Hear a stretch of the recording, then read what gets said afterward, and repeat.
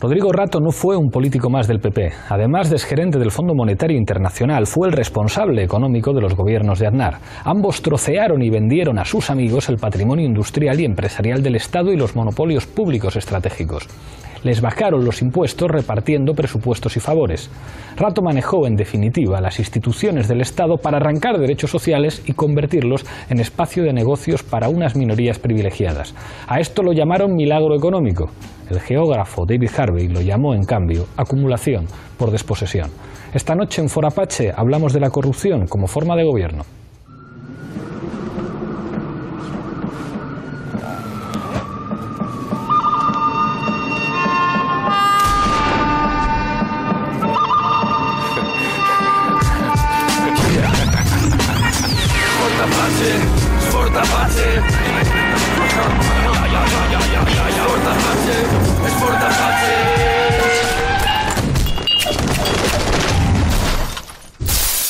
No podía faltar en Fora Apache el caso Rato. Para hablar de ello hoy contamos con 6 invitados. A mi izquierda, uno de los habituales en Fora Apache, Manolo Monereo. Muchas gracias por estar aquí. Muchas gracias por invitarme, Pablo. Nos acompaña también Jaume Sens, abogado barcelonés. Bienvenido una vez más a Fora Apache. Gracias a vosotros. Julia Pérez, periodista en el Diario Público. Bienvenida al programa. Gracias, muchas gracias. Enrique Santiago, también abogado y miembro de la dirección de Izquierda Unida. Bienvenido al programa. Muchas gracias. Nos acompaña Rafa Mayoral, abogado, miembro de la dirección de Podemos. Bienvenido una vez más. Un placer estar aquí. Y cierra la mesa Ignacio González Vega, magistrado y coordinador de Jueces para la Democracia. Bienvenido a Fora Apache. Muchas gracias. Enseguida empezamos a debatir, pero antes, como siempre en este programa, en el punto de mira. Rodrigo Rato, ex vicepresidente del Gobierno de España, ex director del Fondo Monetario Internacional y ex presidente de Bankia, fue detenido mientras se realizaban registros en su casa y en su oficina. La Fiscalía investiga al ex ministro por fraude, alzamiento de bienes y blanqueo de capitales. La detención se produjo después de conocerse que Rato se acogió a la amnistía fiscal aprobada por el Ejecutivo de Mariano Rajoy en 2012. Con él ya son 11 los exministros de Aznar que han sido imputados, encarcelados o han cobrado sobresueldos en dinero negro. Esta noche en Fora Apache analizamos hasta dónde alcanza la corrupción que parece gobernar España.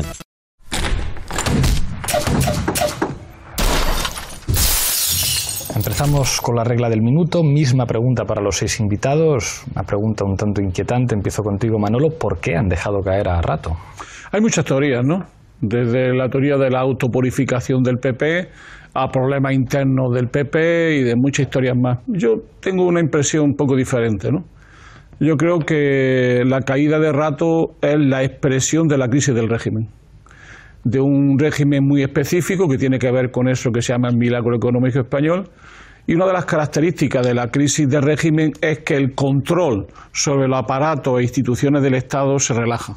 Es decir, los aparatos judicial, político, policial, las inspecciones diversas se relajan y van ganando autonomía frente a los poderes. Es característico de todas las crisis del régimen. ¿Por qué ha sido Rato? Fundamentalmente porque era inevitable la caída de Rato. ¿Y por qué era inevitable?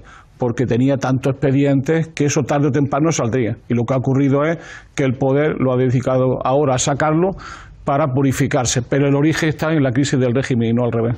Gracias, Manolo. Jaume. Bueno, estoy de acuerdo con Manolo.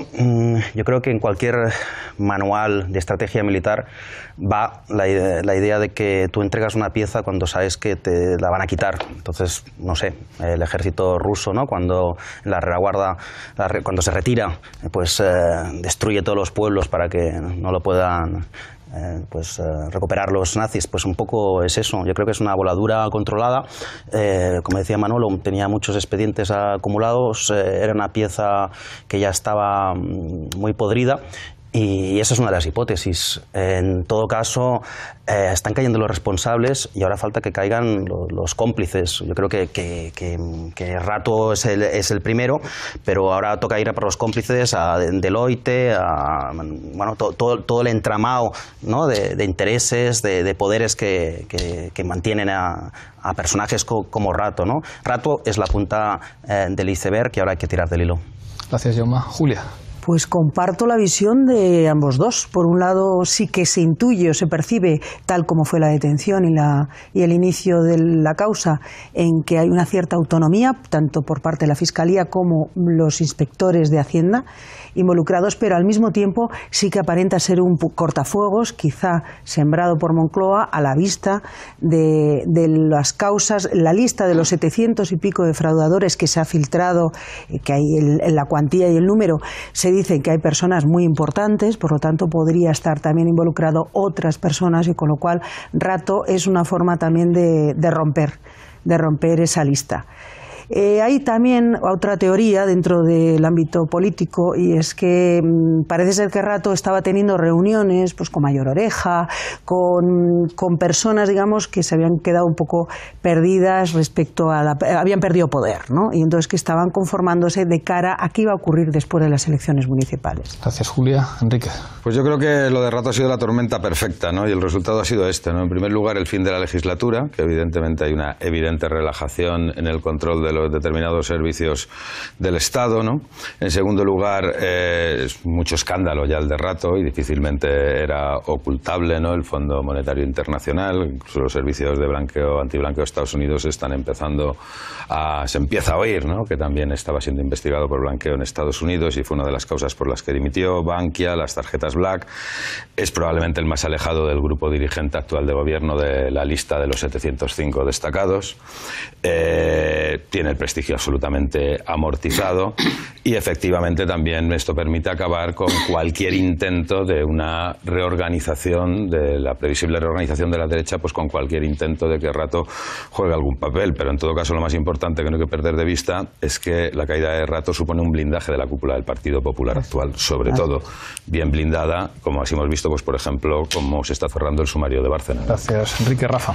Sí, yo creo que la lógica es un control de daños, como se comentaba antes. Me parece que ellos están intentando cerrar, y en este caso de lo que se trata es de cerrarle la boca al arquitecto de la pirámide, ¿no? La pirámide que ha supuesto un modelo económico, político y social que se ha implementado en los últimos años y que tiene difícil sostenimiento, y hay una crisis, comparto que hay una crisis de régimen. La cuestión es hasta qué punto y qué recorrido va a tener este caso también en lo judicial. Eso habrá que verlo también, y hay que ponerlo muy en... hacerle un seguimiento muy cercano, ¿no? Y compartiendo lo último que se planteaba, porque visto lo que ha ocurrido con el auto de transformación del caso Bárcenas, donde todos los empresarios que han puesto dinero para el Partido Popular han salido con un sobreseimiento libre, es decir, donde los corruptores o los presuntos corruptores no tienen ningún tipo de responsabilidad, es grave, y hay que seguirlo con mucha atención, porque puede convertirse en un bote de humo, ¿no? Gracias, Rafa. Ignacio. Bueno, vamos a ver, yo creo que de todas maneras esta respuesta, en primer lugar, situándola en el tiempo, estamos en el inicio de una campaña electoral. Creo que ese dato no lo podemos olvidar. Por otro lado, yo no sé si Rato es fruto, hay varias teorías, ¿no? Una de ellas son las luchas intestinas dentro del Partido Popular, otras son las filtraciones dentro de la agencia de la Administración Tributaria. Yo sí querría destacar varias cosas. Por un lado, él a la salida de su domicilio señala que no ha recibido el mismo trato que Pujol. Luego eso deja una incógnita, que es lo que realmente, ¿por qué ese trato desigual entre Pujol y Rato? Otra de las cuestiones que también creo que se apunta aquí, ya no son 705, cada día va aumentando la cifra o el número de defraudadores, y que eso va a ser algo tentador para todos los periodistas. Otro de los datos fundamentales, me parece que este es ya el tercer director del Fondo Monetario Internacional que está sub judice. Y el recorrido judicial, que eso es lo que a mí más me preocupa de todo lo que creo que abordaremos ahora aquí en esta mesa, ¿no? Efectivamente, muchísimas gracias, Ignacio. Hay uno de los elementos que habéis puesto encima de la mesa que llama la atención. Podría parecer que esto perjudica al Partido Popular, pero podría parecer que es precisamente la vacuna que habría de protegerles de otros escándalos. ¿Qué opináis? Hombre, el Partido Popular ya es muy difícil de proteger ante los escándalos de corrupción, eso es evidente. Ya se trata de un problema simplemente de control de daños, y sobre todo la derecha tiene obviamente que estar pensando en cómo va a reorganizarse a la vista de la reorganización y la reconfiguración del mapa político de este país. Y en ese sentido, obviamente, lo imprescindible es soltar lastre, ¿no? No es lo mismo que personas con importantes cargos dentro del Partido Popular hayan conseguido atravesar todo este este periodo más o menos inmunes ante la justicia que con una pesadísima mochila de acumulaciones de graves acusaciones judiciales que probablemente en el caso de Rato pues alguna condena tendrán que acabar aparejando probablemente, ¿no? Para mí la clave es no perdernos en los datos ni en las personas, porque creo que si nos perdemos los datos de las personas nos volvemos locos y que creo que es una parte de la propia locura general que vivimos, es que nos volvamos locos. Yo creo que la clave del asunto es ver que estamos ante una guerra política y una lucha por el poder tremenda en este país. Y que en el bloque del poder, los que mandan en el país, hay un conflicto y una lucha muy seria en este país. Donde la clave es lo que podemos llamar o la restauración de un nuevo régimen en vías de construcción o la ruptura con el régimen anterior. Y ese es el debate, yo creo, que hay de fondo, más allá de las cosas. Y hay un protagonista que desaparece en esta historia y que es el que manda, que es los poderes económicos. Y yo creo que con toda esta historia los corruptores desaparecen y todo se va quedando en que el problema es la política y los políticos que manejan el Estado y la economía. Mientras que el problema no es ese, el problema es el control férreo de los poderes económicos sobre los políticos, de los cuales este señor es seguramente el máximo representante. ¿A dónde voy? Lo que voy es que esto hay que verlo con un dilema interno que tiene que ver en esta historia, que es ciudadano. Es decir, en esta historia, el gran problema que tiene el Partido Popular es la necesidad, por un lado, de sacrificar piezas, como decía Jaume, sacrificar piezas, pero por otro lado también la necesidad de una nueva apertura, de una nueva derecha, de un recambio en esta crisis de régimen. Y yo creo que en ese intersticio se está dando esto políticamente. Es decir, pueden aparecer, tener 750, 800 expedientados, ¿eso qué significa en manos del poder? 800 personas que deben de estar asustadas, con problemas, ¿no? Aparece Trillo, Pujalte, están apareciendo una enorme cantidad de cosas. Pero eso también suena de que a lo mejor en esta historia los poderes económicos han llegado a la conclusión que lo que no tiene salvación es el PP. Y que por tanto habrá que crear otra cosa, ¿no? Yo de todas maneras creo que se manejan los tiempos, no creo que de forma casual. Vamos a ver, lo de Pujol ya data de hace muchos años y creo que es algo que para algunos era algo conocido. Y lo de Rato supongo que pasará lo mismo. Son datos conocidos para cierto grupo dirigente. Con lo cual, ¿por qué ahora? Si es que la cuestión es ¿por qué ahora? Pero en todo caso, al margen del análisis político, a mí sí que ya... Primero, hacia el pasado, yo sí que desde Jueces para la Democracia estamos preocupados porque creo que nosotros en Jueces para la Democracia somos una asociación que ante todo defiende el derecho penal garantista y el derecho penal democrático. Creo que hay cosas que chocan al menos con esas garantías que tiene que tener toda persona, la presunción de inocencia, como creo que es el espectáculo de una entrada y registro en un domicilio. Es verdad que llevaban 2 días apostados en ese domicilio, pero ahí suena algo raro. Francamente, creo que aquí hay algo deliberado en provocar este espectáculo. No sé cuáles son las finalidades políticas, pero desde luego creo que no es desde luego para nada garantista lo que ha ocurrido aquí. Este señor, al margen de lo que haya hecho, goza de la presunción de inocencia como cualquier otro ciudadano y debe de ser tratado igual que cualquier otro ciudadano. No pongo en duda que a veces puede resultar también privilegiado en otras cosas, porque aquí ha resultado, sí, no, pero bien. Tenemos que decirlo que esta imagen no ha sido, desde luego, algo que pueda ser ejemplar. También es verdad que este señor no ha pasado ni un momento detenido. Y probablemente cualquier otro ciudadano pues no hubiera tenido el mismo trato. Y lo que a mí sí que me preocupa es el recorrido judicial, que es el que tú estabas haciendo antes. Porque para empezar, yo creo, y desde mi punto de vista, y esto ya es personal, el juez de instrucción número 31 de Madrid debería haberse hecho cargo de la causa y debería iniciar la instrucción de la causa. Sin perjuicio que después, si hubiera encontrado que hay alguna conexión con el tema de la Audiencia Nacional, lo hubiera remitido. ¿Qué es lo que ha hecho este señor? Pues ya sin más de plano lo ha remitido a la Audiencia Nacional. Con lo cual, un recurso del fiscal, esto va a suponer una paralización de 2 meses. El tiempo necesario para que se celebre la campaña electoral y las votaciones. Con lo cual esto queda en un limbo nuevamente. Jaume. Sí, yo ahí discrepo un poco, aunque, bueno, yo creo que el trato ha sido más bien exquisito. O sea, yo creo que este señor ahora, con la ley en la mano, podría estar en prisión provisional, porque hay un riesgo, hay reiteración delictiva, son 5 los delitos que le imputan, ¿no? Hay posibilidad de destrucción de pruebas, de ocultación, y hay riesgo de fuga.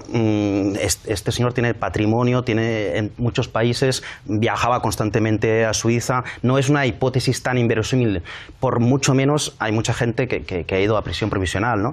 Y la detención, yo creo que, ya te digo, o sea, tú ves cómo tratan normalmente los activistas, la gente de la paz, y yo creo que hay una diferencia sustancial, ¿no? Y en relación al Pujol, que decías también antes, Ignacio, claro, Montoro ahí arremetió contra Pujol, y ahora también hay un punto de diferente trato, o sea, o sea, esa desigualdad va en doble sentido, ¿no? Y ya que hablamos de Pujol, yo sí que veo muchos paralelismos entre el caso de Pujol y el de Rato, ¿no? Porque son dos popes, dos piezas fundamentales del régimen. Realmente Rato era igual el segundo personaje, la segunda figura más destacada de la derecha española, después de Aznar y antes de Rajoy. Pudo ser presidente, porque fue vicepresidente y fue ministro de Economía, y así como Aznar fue como la recuperación del orgullo de la derecha, que se intentó sacar el lastre del franquismo, Rato era como la imagen de eficacia, ¿no? Del milagro español económico, o sea, tiene que ver con todo. A pesar de ser hijo de quién era, de un señor que estuvo encarcelado por lo mismo. Encarcelado por lo mismo. Bueno, claro, tiene que ver también con el tema de la fortuna familiar, o sea, y los dos iban como referentes públicos, ¿no? Que incumplen las reglas que pedían ¿no? La ejemplaridad que pedían a los ciudadanos. O sea, Rato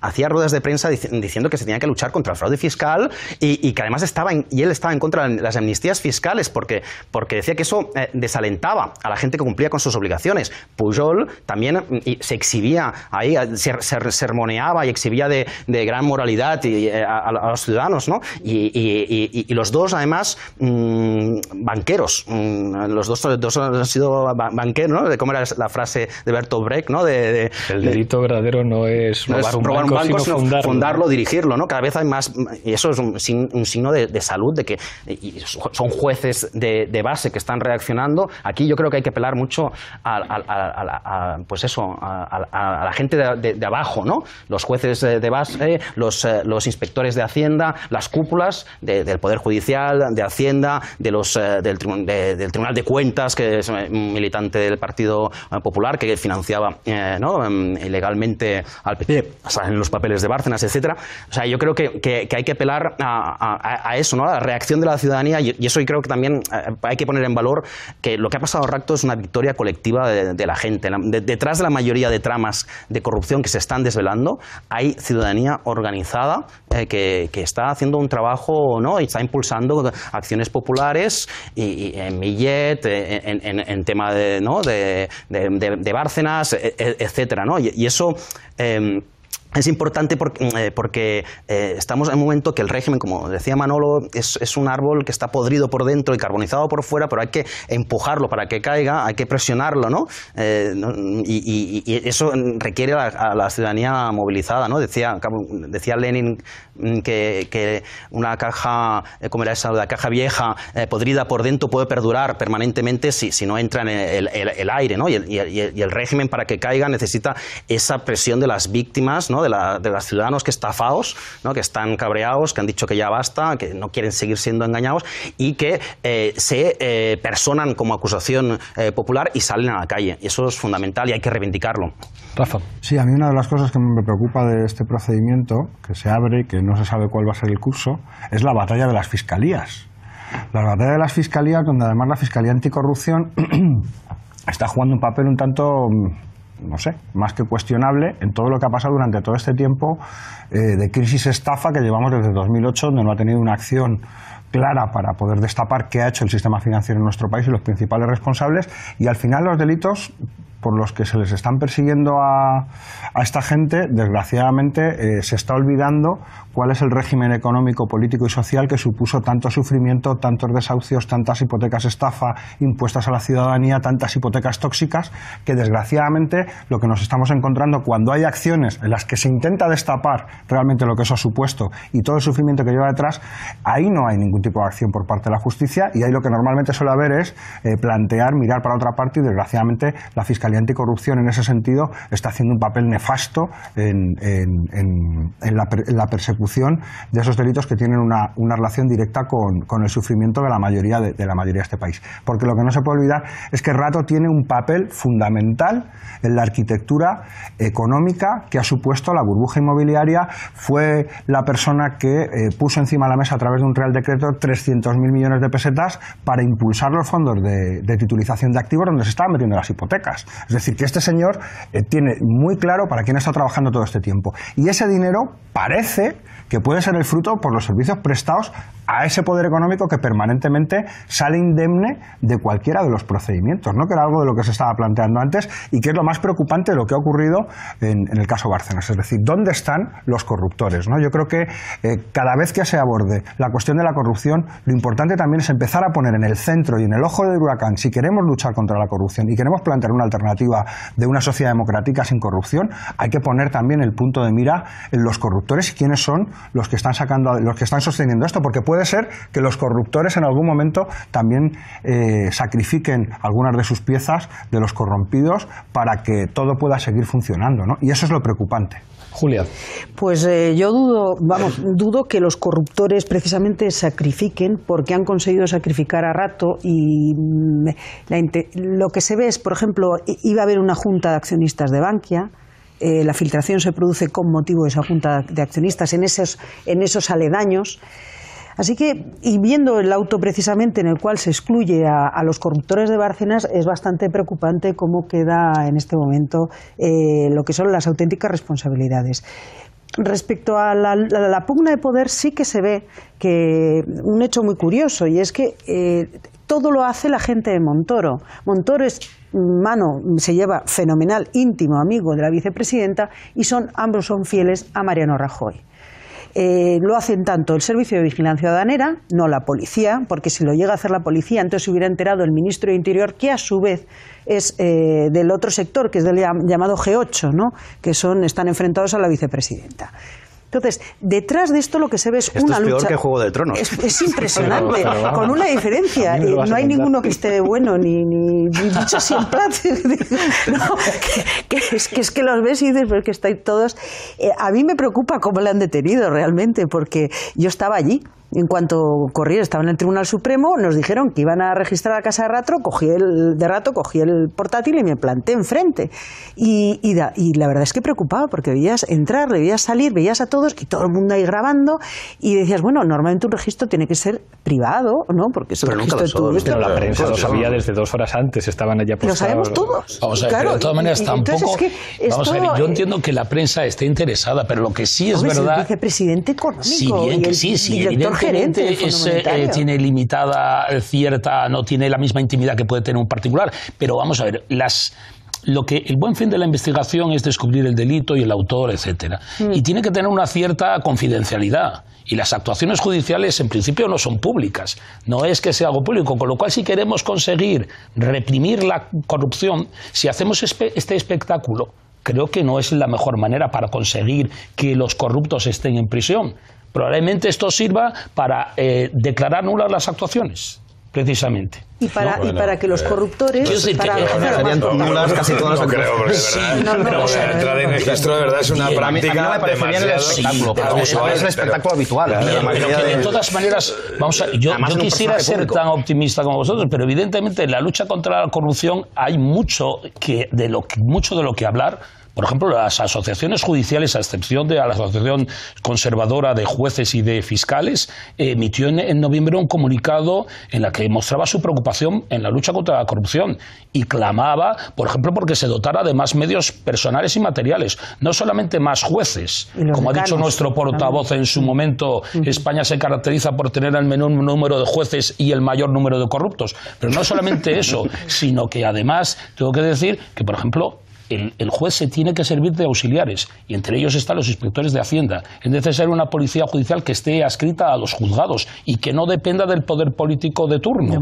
Que pueda retirar las periciales que hace la agencia tributaria las hace un perito que no lo determine la dirección de la agencia tributaria, también ayuda para que cuando se hace esa pericia no se diga, como en el caso de la infanta, que se pueden utilizar facturas falsas para poder declarar el IVA, ¿no? Que es una cosa muy sorprendente cuando te lo hacen. O lo del DNI, es que se lleva. Lo que no os acordáis lo de infanta que decían. Un cuerpo profesional de inspectores de Hacienda y que no esté sometido, que tenga una cierta neutralidad política como los jueces. La cúpula que está escogida a dedo. Brutal. Claro, bueno, claro. El problema es que ya se ha llegado a decidir por el señor puesto en el puesto político de la agencia tributaria quién hace el informe para tal juzgado. Pero eso pasa también con la policía judicial. Bien, no, pero te quiero decir que el problema es que vivimos en un país imperfecto, con los problemas, con las cuestiones habituales, pero Rato yo de verdad discrepo que se le haya tratado peor que a otras personas. Yo no he visto una foto de Rato. Perdona. Yo no he visto una foto de Rato esposado, no he visto una foto de Rato subiendo la escalerilla de la Audiencia Nacional,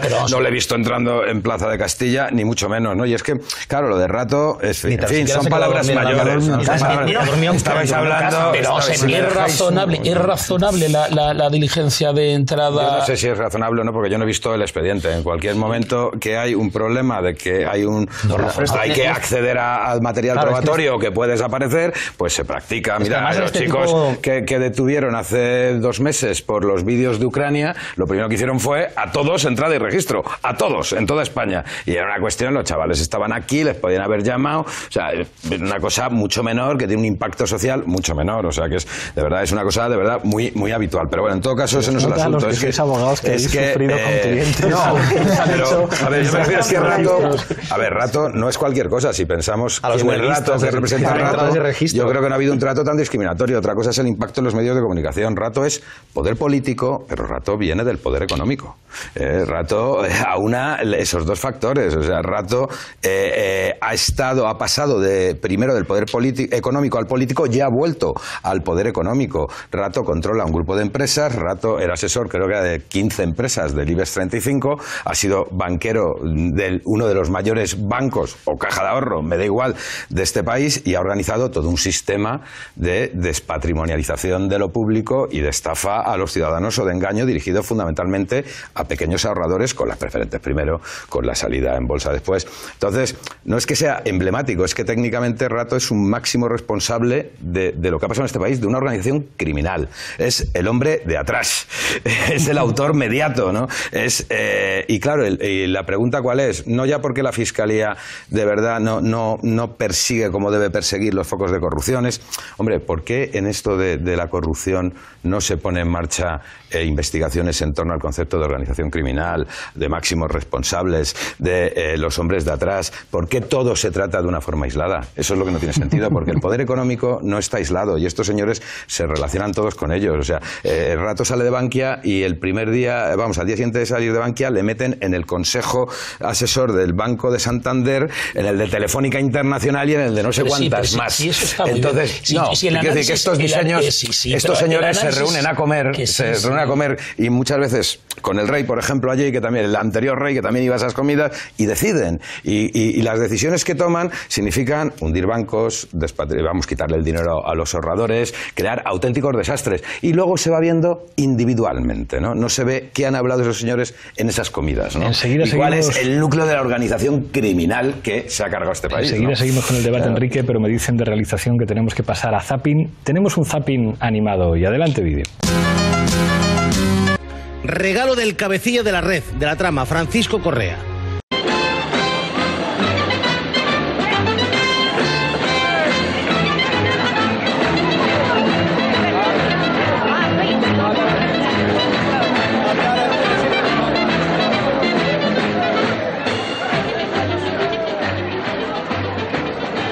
tenías tu negocio, la vida te iba bien, la policía velaba tu sueño con la ley.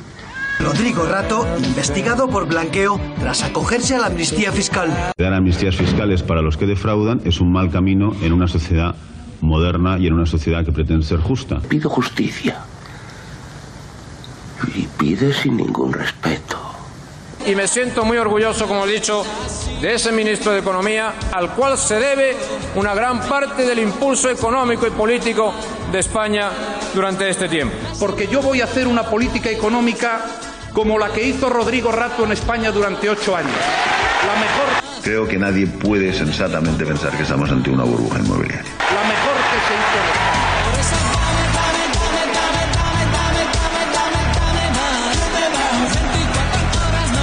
Y hemos trabajado mucho para saquear a nuestro país. Rodrigo Rato deja de ser vicepresidente. La diferencia entre el bono español y el bono alemán es ninguna. Rodrigo Rato era un formidable y es un formidable político. No tengo más que elogiar la figura de Rodrigo Rato. Se lo digo así de claro. Compañero y amigo durante mucho tiempo. Una de las personas que más ha contribuido al éxito de España desde el punto de vista económico. Rodrigo Rato, como don Miguel de Unamuno, te lo has ganado y lo tienes merecido. Rodrigo, Rodrigo, Rodrigo. Maldita hemeroteca. Yo creo que el problema que estabais discutiendo, más allá de los tecnicismos jurídicos, es relativamente simple de entender, ¿no? Que es que la corrupción es el sistema. Es decir, ¿qué es lo que expresa el compañero Rato? Lo que expresa el compañero Rato es una cosa muy simple, que es que esto que hemos llamado el neoliberalismo o el capitalismo de amiguete se basa en su funcionamiento normal en la corrupción. La corrupción es la verdadera undimbre de este régimen. No me extraña, ¿no?, la música del Padrino, ¿no? Quizás me viene a la memoria, me venía aquella serie increíble que se llama La Piovra, ¿no?, italiana. Es decir, hay mucho que ver con una trama. Cuando se entra en la trama, la primera pregunta es, ¿quién es el poder importante de este país? ¿Quién organiza este capitalismo? Porque el capitalismo necesita ser organizado. O lo organiza el Estado o alguien lo tiene que organizar. El centro organizador de este capitalismo es el capital financiero. El rasgo básico de este capitalismo es la financiarización de la economía. Y en el eje de eso hay actores como Rodrigo Rato. Rodrigo Rato no por casualidad ha sido ministro español, es que ha sido un jefazo del capitalismo internacional, del capitalismo monopolista financiero internacional. Y eso es lo que hay detrás. Y es lo que hay detrás de este capitalismo de amiguetes, el control del Estado y de la política por el capitalismo financiero. Y por lo tanto no habrá regeneración democrática en este país, no habrá alternativa si no rompemos ese enorme nivel de control que tiene el capital financiero sobre la política y sobre algo que tampoco aparece en los corruptores, los medios de comunicación. Los medios de la comunicación, controlados ya directamente por este núcleo fundante que es el capitalismo financiero. Al fin y al cabo, como decía Jaume, estas cosas ya le decía nuestro viejo y querido compañero Lenin. Ignacio. Bueno, claro, yo es que me muevo en otro, lógicamente no en el discurso político, sino en el discurso jurídico, ¿no? Y yo estoy preocupado, como todos los ciudadanos españoles. Estamos de los poderes salvajes de Ferrajoli, ¿no? Este es el caso típico del dominio de los poderes salvajes, que es muy jurídico. En todo caso, vamos a ver, descendiendo al terreno concreto, a lo que es en España, estamos en España, y la forma de luchar contra la corrupción. Y desde luego la forma de luchar contra la corrupción, nosotros lo queremos, cualquier jurista y cualquier que tenga un mínimo de conocimiento trata de buscar cuáles son los focos de corrupción. Sobre todo se dan a un nivel municipal, la contratación administrativa, temas de urbanismo. Por ejemplo, el tema de la financiación de los partidos políticos es otro de los temas que son fundamentales y que no están bien resueltos en España. Quiero decir que ha habido una reforma de la ley de los partidos políticos en 2012, otra en 2015, la reforma del Código Penal. En ningún momento se está dando respuesta a las necesidades. Si realmente hay un compromiso de luchar contra la corrupción, porque España tiene además suscritos convenios internacionales en la materia, hay recomendaciones tanto de Naciones Unidas como del Consejo de Europa y que son desatendidas. Había una cita que recoge Jiménez Villarejo en un artículo muy bueno sobre la corrupción política, cita a Javier Pradera y dice que los partidos políticos, a través de sus grupos parlamentarios, tratan de regular el funcionamiento de sus propios partidos, y esto es equiparable a cómo sería que los conejos y las perdices regularan la ley de caza. Bueno, pues esto es lo que está pasando aquí en España realmente. Completamente se quiere vender transparencia, se quiere hablar de regeneración democrática, pero por ejemplo, en la ley de enjuiciamiento criminal, a mí me parece algo muy preocupante. En el anteproyecto de ley de enjuiciamiento criminal, limitar la investigación a 6 meses. ¿Eso realmente a quién va a beneficiar? Pues precisamente a las tramas de corrupción y a la criminalidad organizada. Porque, claro, investigar un hurto en el Corte Inglés, eso es algo que no lleva mucho tiempo. Pero investigar estas tramas, y después, por ejemplo, también estamos hablando, la justicia española está con un sistema procesal del siglo XIX, con una organización también del siglo XIX, cuando las formas de delincuencia ya son mucho más avanzadas. Ya no solamente que se muevan a placer dentro de los países de la Unión Europea, sino que son más complejas, tramas más complejas, para las que no está preparada ni siquiera la organización judicial española. Ahora bien, en el caso de Rodrigo Rato, ¿cuál es, en el caso concreto qué es lo que me sorprende más de todo? Es, como decía Ramón, la lucha entre las fiscalías. Eso me parece sorprendente, porque podríamos encontrarnos con que hay el típico juego entre un juzgado y otro para inhibirse porque considero que no es competente o no. Pero es que en este caso estamos hablando de las fiscalías, cuando en realidad es un fiscal. Es el principio de unidad de actuación. Y en este caso en concreto nos estamos encontrando con que la Fiscalía de la Audiencia Provincial y por otro lado la Fiscalía Anticorrupción. Eso es a mí lo que me está sorprendiendo y lo que realmente, insisto, en este caso en concreto es preocupante el recorrido judicial que va a tener el caso. Eso sí que va a ser preocupante. Es que yo creo que hace grieta. Es decir, el problema es que el Estado tiene grietas y el Estado tiene grietas porque tiene un problema central que se llama soberanía. Es decir, el problema es que los Estados hoy no tienen mecanismos de defensa contra el poder financiero internacional, y hoy uno de los debates que se está poniendo encima de la mesa, comentábamos el otro día con una reunión que tuvimos con Falciani, es la posibilidad, es decir, de poder articular sistemas de defensa, sistemas de inteligencia que realmente persigan la nueva criminalidad, que tiene una complejidad ante la que no se le está dando ningún tipo de respuesta. Y yo no comparto, creo que has situado algunos elementos de corrupción que son importantes, pero la delincuencia económica va más allá. Y la delincuencia económica ha sido el eje vertebrador de un sistema político como el que hemos tenido y que ha tenido unos resultados. Lo que no tiene sentido es que Estados Unidos, que ha sido uno de los países que precisamente hablaba de la protección del capitalismo, ellos sí hayan hecho el paripé de investigar qué ha pasado con su sistema financiero y que nosotros hayamos puesto la pasta y no hayamos investigado nada. Nadie ha perseguido a nadie, sino había que poner el dinero porque era sistémico. Pero nadie ha preguntado por qué poner el dinero, porque lo primero que había que haber pedido es las cuentas y a ver qué es lo que ha pasado y cuáles son las medidas que han llevado precisamente un salvataje financiero de tamañas características y que está en duda también, en ciertos momentos, que hayan conseguido precisamente sacar adelante el sistema financiero, que está muy puesto en cuestión y no parece que esté tan claro que tenga tan buena salud. Y al final el planteamiento es el planteamiento de la omertá que planteó Berlusconi, es decir, vamos a intentar cerrarlo todo y dar carpetazo a cualquier posibilidad de investigación de lo que está ocurriendo. Eso, o hay un cambio político donde se reconstruye la soberanía por medio de la participación democrática de la gente. Tiene que haber un nuevo poder político, porque si no hay poder político capaz de cambiar precisamente el eje del Estado y poner el Estado al servicio de la inmensa mayoría, obviamente no va a ser posible ningún tipo de investigación o que vaya precisamente al corazón de lo que ha estado ocurriendo y de lo que nos ha traído hasta aquí. Yo creo que estoy plenamente convencido, porque son las instrucciones del Ministro del Interior y precisamente las líneas de política criminal lo que puede hacer que esto gire. O se va a por el robagallinas o se va a por los que han estado a los delincuentes de cuello blanco, que son los principales responsables de esta situación. Julia. Pues es que coincido contigo. Por ejemplo, cláusula suelo. Se calcula que hay unas 9.000 demandas al mes ahora mismo, a raíz de una sentencia del Supremo.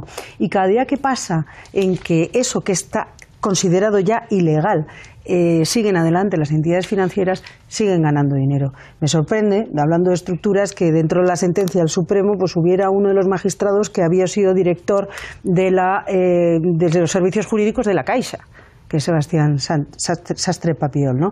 Entonces, esas estructuras organizadas se han introducido en todo el sistema. Hasta el punto que, por ejemplo, se comenta que los fiscales de Madrid, en el caso concreto, volviendo al caso concreto de Rato, los fiscales de Madrid actuaron de forma autónoma porque consideran que en anticorrupción tiene más, digamos, un nombramiento más digital que el fiscal de carrera.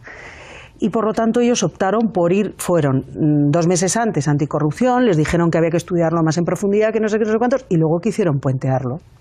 Entonces, esa idea de que el funcionario o que las personas de abajo sí que están moviéndose, eso es verdad. Y es verdad, en Bankia es verdad como la ciudadanía se está moviendo, los funcionarios, los técnicos, todos están actuando.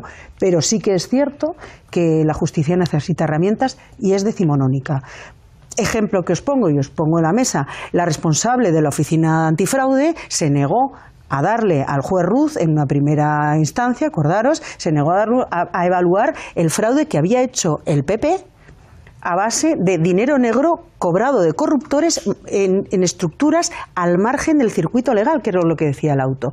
Y ella dijo que ella considera que eso no era un fraude fiscal y por lo tanto se negaba a hacer siquiera el cálculo del fraude. Hasta que el juez le dijo, mire usted está obligada a que su oficina me responda y me haga un cálculo. Luego ya es un problema del juicio, pero usted tiene que responder.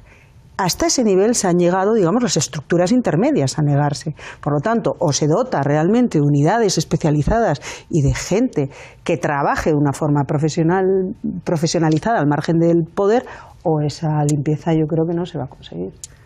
No, yo creo que de todas formas hay un problema, o sea, es que la corrupción es consustancial a la desregulación, ¿no? Eso es evidente, o sea, mientras más desregulación, pues obviamente hay más nichos de corrupción y es más fácil que se extienda la corrupción, ¿no? Lo que no puede ser es que todas estas operaciones de corruptelas dirigidas desde instancias, ya sea cúpulas bancarias de grandes empresas, mientras que a los ciudadanos la crisis les ha rebajado los salarios, pues es que encima estos señores se los han subido y los salarios de los directivos del IBEX y de la banca encima ha subido, ¿no? Encima del menoscabo económico, ¿no? Es imprescindible, claro, pues normas que controlen, por ejemplo, los salarios y las remuneraciones y sobre todo que atajen estos problemas, porque yo ya no estoy de acuerdo, ya no está la corrupción, me parece. En una época sí, la corrupción sobre todo estaba en los ámbitos locales, pero ya no, o sea, entre otras cosas porque ya lo del ladrillo ya ha tocado techo y ahora nos lo encontramos, la corrupción ¿dónde va a estar ahora? En la privatización está ya de los grandes servicios públicos, en la privatización de la sanidad, en la que se nos viene encima con la privatización de la educación, bueno, el escándalo que hay ahora mismo montado con la privatización, por ejemplo, de los bancos de sangre, es una cosa además fea, porque es fea estéticamente, pero aparte es que es un gran negocio, ¿no? En las grandes infraestructuras del Estado, o sea, ¿en qué país cabe lo del canal de Panamá por Sacir Vallehermoso, ¿no? O sea, que es una cosa, después de haberla liado acá, ¿en qué país cabe, ¿no? Que lleguen los tipos y paren una obra estratégica porque sí, porque como aquí en España, pues es que ahora quiero más dinero de lo que ponía en el pliego de condiciones, ¿no? Entonces, esa es la costumbre que hay aquí, ¿no? Y, en todo caso, mientras que realmente no se acabe con este sistema que permite la desregulación y no haya un control más serio del Estado, pues esto pasará siempre de alguna forma, ¿no? Y otra cosa luego ya, el problema de la Fiscalía Anticorrupción. La Fiscalía Anticorrupción, o sea, lo que hemos podido ver en estos años ha sido una pérdida de prestigio. Yo ya no voy a entrar en valoraciones internas, pero ante los ciudadanos, o sea, la Fiscalía Anticorrupción, pues probablemente desde que salió el señor Villarejo hasta ahora es una absoluta pérdida de prestigio, ¿no? Por ineficacia, incluso muchas veces la imagen de connivencia es tremenda, ¿no? O sea, el no querer investigar, o sea, ¿cómo se puede pretender en este país que estar engrasando la maquinaria del Partido Popular para la concesión de contratos no permite acreditar un cohecho? O sea, ¿cómo se puede pretender que todas las donaciones hechas al Partido Popular para entender que ha habido un cohecho se tenga que acreditar la relación causal entre el pago de ese mes y un contrato concedido? Cuando lo que se estaba haciendo era pagar sistemáticamente durante años para mantener un nivel de contratación y, sobre todo, más que eso, para que se aprobaran los grandes planes de infraestructuras, para que se aprobaran planes de AVE que llevaran AVE a estaciones donde no suben ni bajan pasajeros, o planes de autopistas de peaje, que todos los informes, que eso se ha visto ahora en la instrucción de la causa, o sea, todos los informes técnicos decían que esas autopistas no hacían falta. Es que no hacían falta. El problema es que no pagaban para que una empresa se llevara un contratito. Se estaba pagando para engrasar todo el sistema, para que hubiera un gran desembolso del Estado en obras innecesarias y para que toda esta cúpula del poder económico se lo repartiera. Ese es el gran problema. Yo creo que ahí es donde está el problema, ¿no? Que es que eso solo se ataja con una visión colectiva de todo eso, ¿no? Que tenemos los juristas, ¿no? Que vamos al derecho, ¿no? Pero detrás del derecho está el poder. Sí, para mí, el gran problema que estáis contando, viendo desde la ciudadanía, es que el problema ya está fuera del derecho penal. El problema es la necesidad de romper la trama que está en el poder político. Y por tanto, para mí, la lógica para cambiar todo esto, por muchas cosas que hagamos de lucha contra la corrupción, los poderes y su impunidad van a estar detrás. La única manera es cambiar ese poder, la lógica de ese poder, un proceso que nos lleve a un régimen democrático nuevo. Es que ya no es posible seguir así. Yo creo que hay una doble impotencia, ¿no? Que es la impotencia del soberano, pero luego es la enorme impotencia del derecho y del derecho penal para controlar estas nuevas formas de criminalidad, porque claro, es aquella pregunta que se hacía San Agustín, ¿no? ¿Qué diferencia un grupo de ladrones de un grupo de policía? Al final es la legitimidad, al final es la justicia. Y claro, eso significa hoy, aquí y ahora, un régimen democrático que está profundamente corrompido y controlado por los poderes corruptores, donde la frontera entre lo legal y no legal ya no existen. Y ahí el núcleo de eso es el poder financiero. Y si no, pues no tendremos muchas posibilidades de trabajar y avanzar hacia adelante, ¿no? Al final tenemos que volver a la regla del minuto, así que todo el mundo vais a tener un minuto de conclusiones. Empiezo contigo, Ignacio. Minuto. Bueno, nada, decir que la corrupción política se ataja no solo con medidas de derecho penal, sino con otro tipo de medidas. Decir que una de las cosas fundamentales es la contratación administrativa. Es verdad que ahora ya no es el urbanismo, probablemente es la privatización. Y yo insistiría sobre todo que uno de los grandes males y origen de la corrupción política es la financiación de los partidos políticos, no solo de partidos políticos, sino también de sus fundaciones, de las normas que lo regulan, de la relación que hay entre las entidades de crédito y los partidos políticos en la concesión de préstamos. Y para terminar, solamente decir, el tema del control. El control creo que también falla.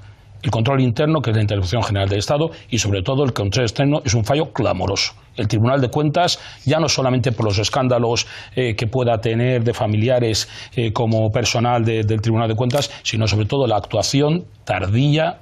Ya cuando han pasado varios años se están examinando los expedientes y eso evidentemente no puede ayudar a la lucha contra la corrupción. Gracias, Ignacio. Rafa. Sí, yo creo que la conclusión frente a una situación de un régimen que termina es precisamente empezar a pensar en la articulación de un nuevo poder democrático de la mayoría. Un nuevo poder democrático que haga posible la existencia de un país con soberanía, de un país que tenga capacidad para poder decidir sobre sus propios recursos, que pueda recuperar sus recursos propios, que han sido saqueados, como decía Cospedal, durante todo este tiempo en el que se ha implementado un régimen de desposesión para la mayoría y un régimen de sufrimiento, ¿no? Y es necesario restablecer la democracia y hacer de los derechos humanos un programa político.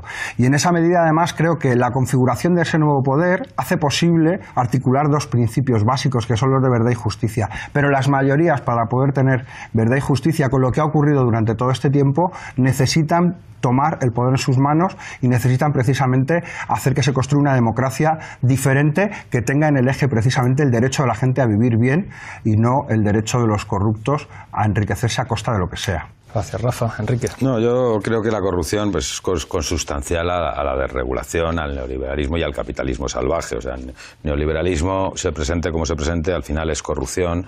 La privatización salvaje y no salvaje al final es corrupción. Y poner lo público en manos de privados, servicios públicos en manos de lo privado, al final es corrupción. Es corrupción porque roben, porque inflen precios o simplemente porque acabe en manos privados, ¿no? Evidentemente hace falta una reforma constitucional que priorice una garantía de lo público, de lo colectivo, que impida fenómenos de los cuales pueden surgir fenómenos de corrupción. O sea, no se trata de atajar directamente la corrupción, sino de prevenir que no haya situaciones económicas que posibilite la corrupción. Y desde luego una reforma de la justicia que sobre todo considere todos estos delitos como son, ¿no? Insertos en grandes organizaciones criminales, en grandes redes, que se ataje colectivamente y se vaya a la cúpula responsable. Gracias, Enrique. Julia. Veo que efectivamente necesitamos luchar contra con las grandes mafias. Son grandes mafias instaladas que además no entienden de fronteras, porque igual que trabajan aquí, trabajan en otros países. Son entidades financieras que se dedican a filtrar, porque a mí me consta en otros casos donde ha habido una filtración intencionada por parte de alguna entidad financiera de algo que les conviene a ellos. Y al final el debate es siempre entre colaboración o ruptura. Yo creo que la tendencia, desgraciadamente, de todo el mundo es intentar construir sobre lo que tenemos, más que romper. Y en esa construcción, pues el problema es que la clase media ha sido la gran pagana de todo esto. Esta fiesta la estamos pagando los demás. Ellos, al final, pues sacrificarán a ratos, sacrificarán unos cuantos más, pero todo seguirá adelante. Y ese es el dilema final. Gracias, Julia. Jaume. Pues 4 ideas relámpagos para acabar. El tema del vigilante que no vigila, es el papel de la Fiscalía, es uno de los debates. El tema que planteaba Manolo del bloque inmobiliario financiero constructor que transita de la dictadura hasta nuestros días. Hay una cultura de la impunidad que es el cimiento desde el cual se construye este régimen, ¿no? Franco tenía muy claro que un país podrido era fácil de dominar. Tercera idea, no son hechos aislados. El discurso de la manzana podrida, cuando se van acumulando los casos, se ve que es un discurso falso.